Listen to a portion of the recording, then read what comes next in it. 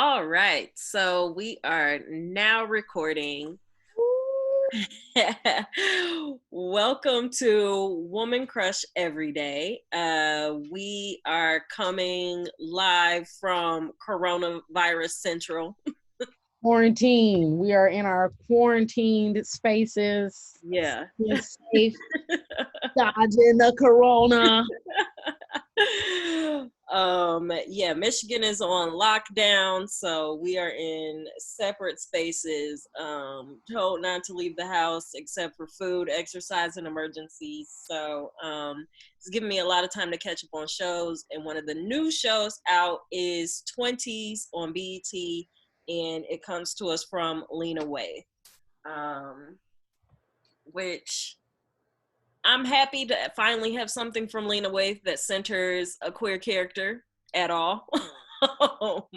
That's real. That's real. You know, I feel like I have a different relationship with Lena Waithe than you because I think in ways, I think when I first came into Lena Waithe as a artist and writer and all that good stuff was in Aziz Ansari's show. And my expectations were just like, oh, okay, cool. This is a queer character. Wah, leave it from there. I'm not really like hyper media, so I haven't really paid attention to too many of Lena's moves. You know, I'll double tap when I see a picture of her at the Grammys or the Emmys or whatever, but I don't really pay too much attention to it. So but I do know, and I have heard all of the tea in terms of the types of content that Lena has created, has kind of put her stamp on, has been involved with, and some of the heat that it's caught. But I mean, I'm not saying it to bring anything else up aside from the fact that's like, yeah, you know, Lena's been through some shit, but now Lena's back on boom, boom, boom. She's got her show called 20s. It's Yeah. on BT. And here we are. Here we are. We're gonna go with it. We're gonna ride with it. I should also say I'm Tang. And Ow. yes, and Woman Crush Every Day, we review media that really centers or has something to do with Black queer characters. So we're just trying to bring attention to what's out there for people to consume. And yeah, Twenties came out early this month. I think it came out March 4th, the day after my birthday. And so they are in their 5th episode now, but we're going to start all the way back at season 1. If you're like us, you're quarantining and you're catching up on your shows. I like that little birthday plug you put in there, though. He was like, you know, the day after my birthday, just want to. I felt like it was a personal gift to me that the Black queer gods gave this to me as a gift. And yeah, it's for all of us, but I mean, it's for me. They did. All right, so let's jump into episode 1. We meet Hattie, who is our main character. How would you describe Hattie? I would describe Hattie as a goal-oriented young Black 20-something who I feel like is very, I don't want to say completely fish out of water situation, but you know, very much just trying to feel their way out through this big world. Fun. Hattie's fun. Hattie is willing to experience and experiment with things and ideas. But she's a writer. Yeah. And she's an aspiring writer. So she's imaginative. I get that she has a lot of ideas going on in her head. And I get that sort of energy from Hattie's character. Yeah. So I would agree. Yeah, I think she is really imaginative and creative. She seems to have really big goals, but not always the best follow through. And is just kind of learning what needs to happen in order to actually make it in the world as a writer. So she's got like a big dream, but maybe not such a great plan. So when we start the show, she is in bed fucking with Lorraine. I feel Um, like that's such a classic way to start lesbian shows. Is that how we start lesbian shows, or like lesbian we thinking? gotta let people know, like, this is about a lesbian. In case They're you didn't doing it. know, this is what it's about.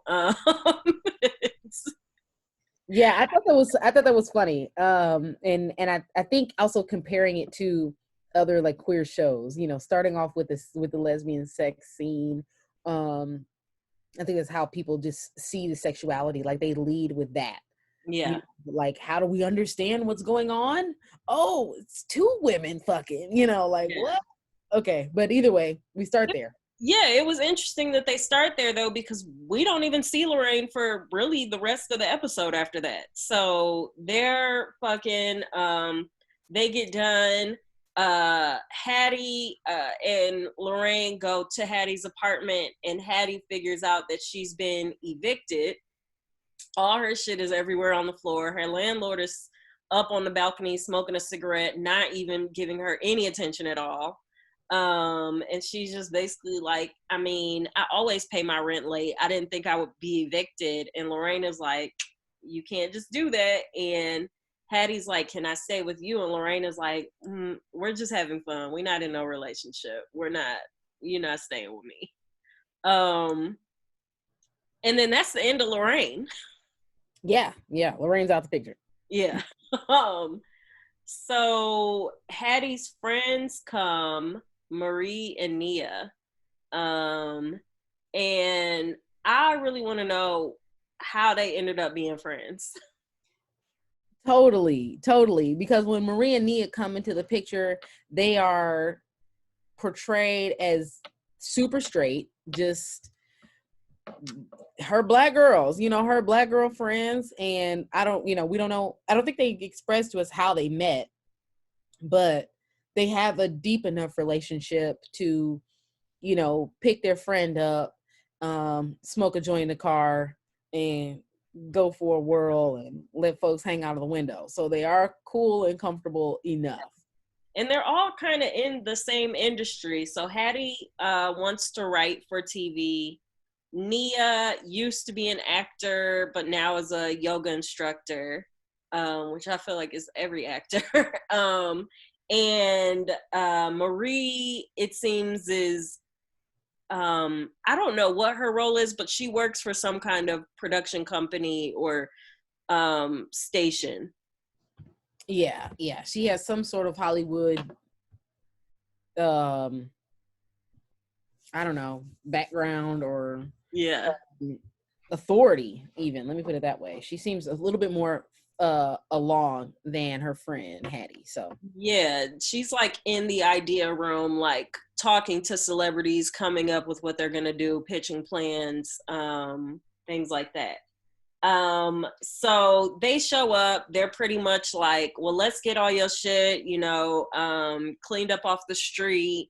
And Hattie's like, no, I'm not trying to go jump into finding a new place right now. I want to go to this movie in the park and ride around and listen to Whitney Houston. um, so I feel like that kind of gives us an idea of her name being Hattie, which is an old ass name. um, and she's like obsessed with Waiting to Exhale and old school Whitney. Anyway, so as they're on their way to the park, Marie just brings up how Hattie is always dating straight women. She never dates queer women, and she ends up alone every time, and all her women are always on bullshit. Which maybe somebody needed to hear that in their life. I don't know. um, so that as they're at the park, they suggest that Hattie go and work for Ida B, who runs her own. She has a bunch of shows out and is looking for an assistant. And Hattie's like, I don't know, her shows suck. Y'all don't even like them. And Marie's just pretty much like, you don't have anything else to do, and you're never gonna get to where you want to go if you don't at least try. And then from there they go and they go to figure out what outfit Hattie's gonna wear, which I thought, I don't know, was kind of interesting to see straight women helping this queer woman to dress for an interview, and what does the like queer professional fashion look like. I thought that was kind of interesting a little bit. Yeah, yeah, I'm glad you brought that back because yeah, that scene. In fact, the scene when we first meet Hattie's friends, that was impressive to me, just off the fact that you don't really see queer women with straight women platonically. Like, there's no where the straight girl is like trying to get with her or anything funny. It's just like seemingly these are just friends who are sharing their day. And I think there's not a lot of more space needs to be created around the fact that folks who identify as gay aren't like sexual predators, so I think I appreciate the fact that we see these women who aren't making anything weird, and they're just keeping it at what are we talking about, what is the objective at hand. And yeah, I just think the world needs to see more of that. So I did appreciate that scene. I did think it was kind of like, I wonder if queer characters are going to come in, who compliment Hattie versus like, yeah, Hattie getting dressed up by her femme friends versus Hattie, if Hattie were to get dressed with a more masculine friends, you know what I mean? Like, what would that be like? I think it's just curious and interesting, but it was still cool to see a masculine and centered queer woman show what professional looks like. What professional looks like to us, because I think in a lot of ways as women too, it's like it needs to look like that dress, it needs to look like that blouse. To show that, no, I'm cleaning up, I look good, I'm buying an outfit, I'm out here about to go shoot for my dreams, and this is how I present. That was cool. I thought that was really cool. So shout out Lena Waithe for that scene and the subtlety of it. Yeah, I really appreciated that. I also appreciated how she just kind of like put the bill on her friends, like, y'all figure out who's buying this, which just tells you everything about what their relationship has been like. Like, they showed up for her when she got evicted. Like, they're driving her around. They told her what job to apply to next.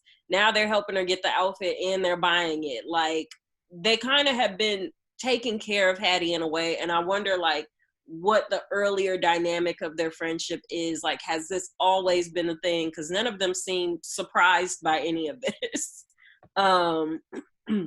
So I think that'll be interesting if they dig more into that.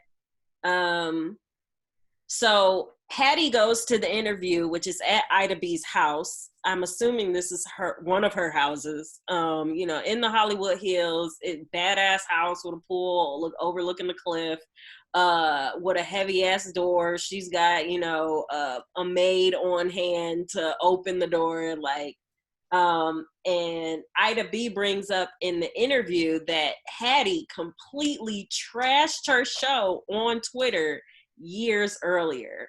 And that was great. That was great because even right now, I'm like, shit, is this going to come back to bite me? Like, talking about somebody's show. Yeah, no, real shit. Sometimes I think about that lightweight, but then I also feel like I'm not here to bag on shows. That's not the point of this. And in fact, I appreciate the content that's created, but I do think that's funny how the internet works. Like, Shazam! I thought that was so funny how they whipped that in too. It's like, oh, really? Because Ida B completely called Hattie on all of her bullshit. Yes. To just say, no, you don't like my show. You're a fucking liar. Get the fuck out. Get out. Oh, yeah.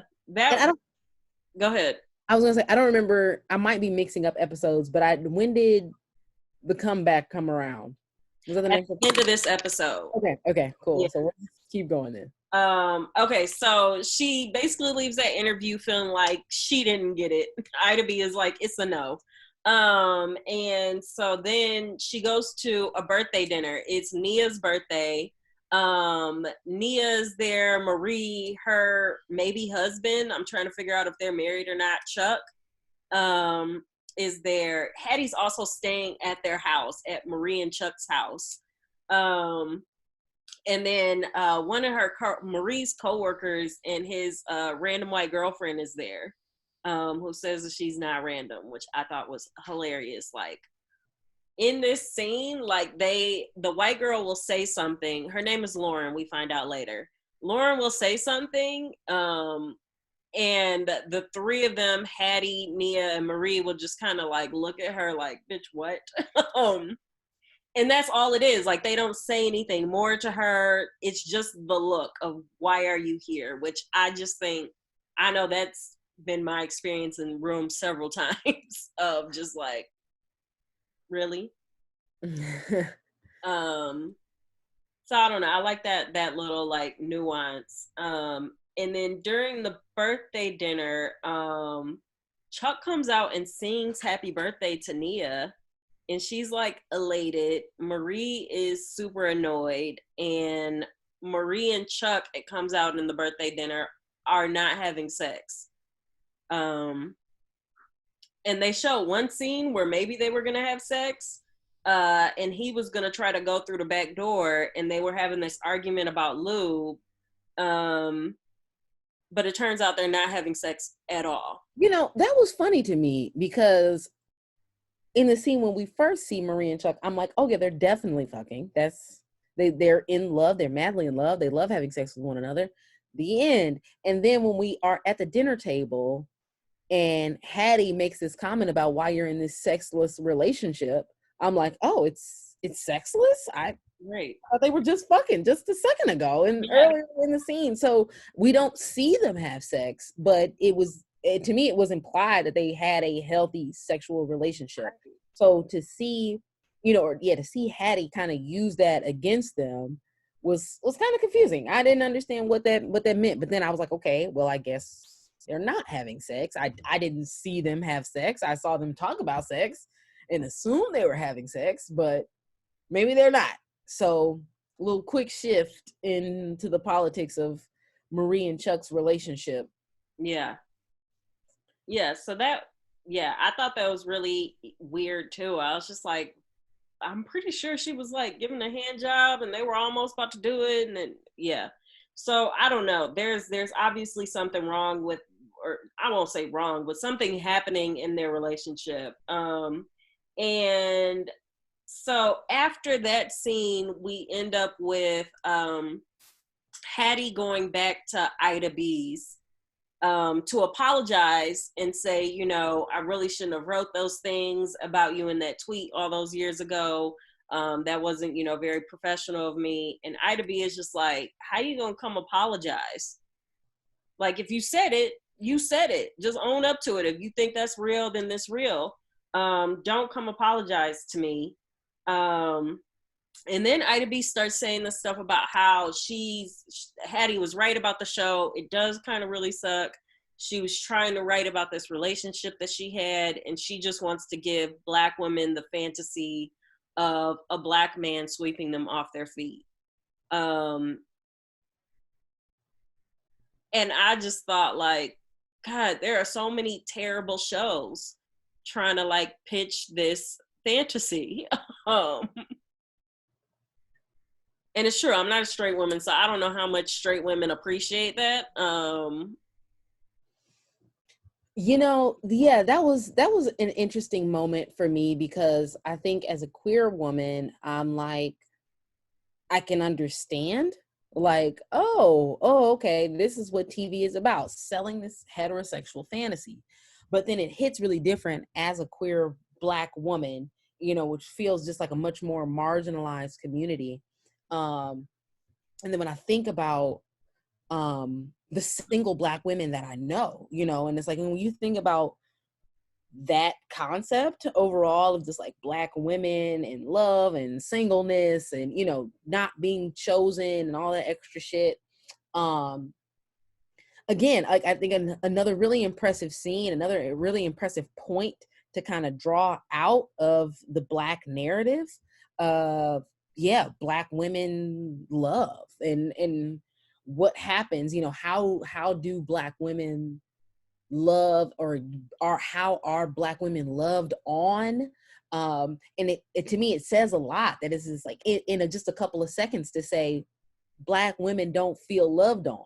Black women aren't loved on in America, hence why I'm able to create this show and sell this dream to Black women. And so it kind of piqued my curiosity about what that meant for Ida B, and where she lands really, or where she stands in her personal journey of, you know, is she okay with selling this narrative? Does she hate it? You know, how has she been burned? Um, you know, does she believe in it? Does she believe in a Black man coming to sweep her off her feet? Or does she just know that this is a story that will sell? Like, I'm really curious as to who Ida is and why Ida is, you know, and how, and Ida's story in terms of painting this picture of Black women in love, because I think that that's what this show is about. 20s is, I feel like it's going to be a lot about Black women and their love for themselves. Yeah. You know, their love for themselves and how they receive love, or how they perceive love being given. And shit like that. So yeah, I thought there was really cool, like subtle moments that were still like really, really big when it comes to like content on TV that talks about Black lives. Yeah. You know? Yeah. I think too, it made me think about the reason why I was excited for the show to come out even, is the idea of seeing a Black queer woman be the lead of anything, that in itself is kind of a fantasy. And it's like, well, I see queer women in the lead in my actual life, but will I ever see that on TV? And if you don't live in a place like Detroit where there are a lot of Black women, or in a place where there's even a community of queer women, do you ever see that? Are you looking to TV to fill that for you in the same ways that straight Black women are looking for movies and TV to like affirm for them that this is possible? And so I'm just like, you know, I feel like that feeds into so many audiences of why do we consume media to begin with? You know, what about it gives us some kind of solace or hope or reflection that we're really looking for? I know that's like why I want to create, is for that reflection. And I always find it interesting to see like how other creators are presenting that within their work, how they're having that conversation. Mm-hmm. Yeah, I would really be curious about that writer's room, and kind of the things that they want to really draw out. I'm going to shift a little bit from the show for a hot second to just talk about Lena Waithe in Queen and Slim. Yeah. And kind of applying the same sort of, not really trying to like this, the same sort of the approach to writing about Black lives, where it's not really about what's right, what's wrong, what's this, what's that, but just showing it and letting you decide what does this mean to you, you know. And I think it feels so real life. And you know, we had talked about this off off camera before, but I'm going to make sure that I bring it up now. One of the things that I really appreciated about watching 20s was, and I think in contrast to the L word, right? So, you know, if you've been watching Women Crush every day, we talked about the L word, Generation Q. Yeah. One of the things in the L word Generation Q that it's like I like about the L word, because we're in this lesbian world, but then I also don't like that because it takes it from reality to this fantasy, because it's like nobody lives in a lesbian world. We are gay and we live in a very heteronormative world, and we find our own little worlds that are like super gay, but like we don't live in a gay world where everybody's gay and everything's gay and all of our friends are gay and da da da da da. So it's like to see something like 20s that has a queer character as a center, but she lives in a straight world, I appreciate the authenticity of that experience. Like, because that is how it feels. I think it feels more queer people connect to, I am a queer person in a straight world, not I'm a queer person and all my friends are queer and they're killing it. They have shows, they're popular, the world loves them. It's like, no, most of us, the world really doesn't fuck with, you know what I'm saying? At the, by and large. So I appreciate that realism in there. And then but I also appreciate the push for the future. Hattie says a line where she talks about now being the perfect time to be queer and in Hollywood, to be gay out here doing this. And what do you mean? She says something, especially not even just queer, but like Black and gay. She said Hollywood loves us right now, and I thought, one, I don't know how many Black queer people actually feel like that. I don't. You know what I mean? But I think to even plant that seed in somebody's head, they're like, yeah, Hollywood loves you. What are you talking about? Come out here. It's like, for somebody that's be like, oh man, that was all the cue that I needed to go out there and actually try to put my name out there and actually try to tell stories that reflect me, because somebody on TV said this place wants me here. Yeah, I think that goes to when we were at the 30 Under 30, and they had one of the actors from Pose come on and was talking about what it's like for queer characters in media. And they too were saying, that Hollywood is at a place where they are more interested in stories of queer people. And maybe it's like because they just want to like kind of gawk and like, can y'all believe that this exists, this other world? It's so crazy, it's so different. Or if it's being pushed by political policy, which I think always filters into what kind of shows end up on the air, is what kind of policies are people trying to get passed, who do they need people to have empathy and sympathy for. And so yeah, I think that it's a really good point to bring up, just like, one, where's the space for queer people? And all of a sudden, if we start believing that there's a space there, do we then just create, is that space then manifested because we just believe in it? And your point too about there actually being queer characters in this straight world. And I also think that's going to really help with Hollywood being more receptive to those stories, because with the L Word, while it did have a huge straight audience as well, it was catering to queer people. And I think there's something beautiful about that. And there's something beautiful about just saying, yeah, we're going to live in this fantasy world and we're going to feed this to queer women who need it. But then for staying power, I think this show has made a really smart choice. And I mean, some people may not agree with this. I think I still have my qualms about it.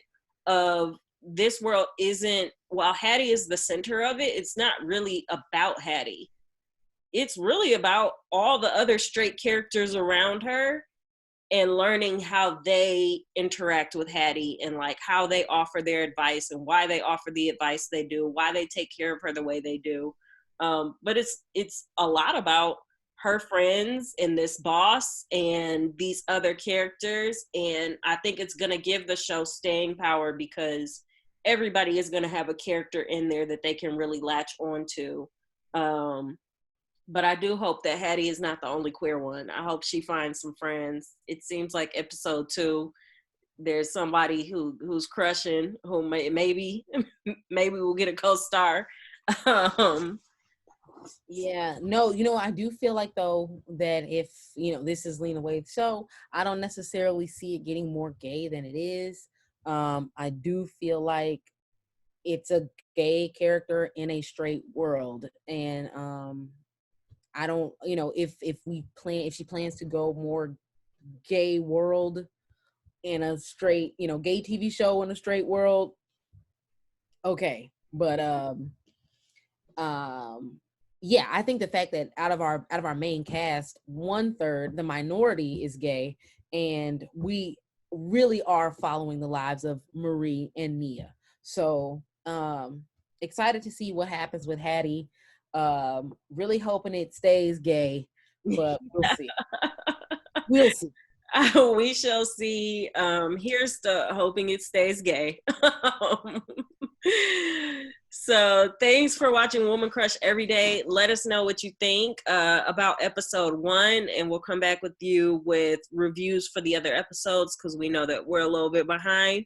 And let us know what else you're watching. I've been watching The Bold Type, which has she doesn't have a label right now, but was a lesbian, was bisexual, was straight. She's kind of run the gamut, probably going to move into fluid or something sometime soon. And that's a character that it's not about her love life, but her love life does come up more. And so we get other gay characters. So yeah, that's what else I'm tuning into. So let us know what else you're watching. Yes, yes, yes. Please do. Please do. And until then. Yeah, wait, I think you should do a shameless plug. All right, yeah, sure. Here goes a shameless plug. Al Wu just dropped some new music on Friday that you should definitely go check out. If you want to hear it, the latest track is called Mattress. It will be streaming everywhere, but right now it's exclusive just on my SoundCloud. So if you go to www.al-wu.com, it's just Al Wu with a dash in the middle, al-wu.com. You can find the track. It's great. It's really great. I love the song, and there's more stuff coming out. So jump on now, so you don't miss out. Yeah. All right. We'll see y'all next time. Yep. Peace.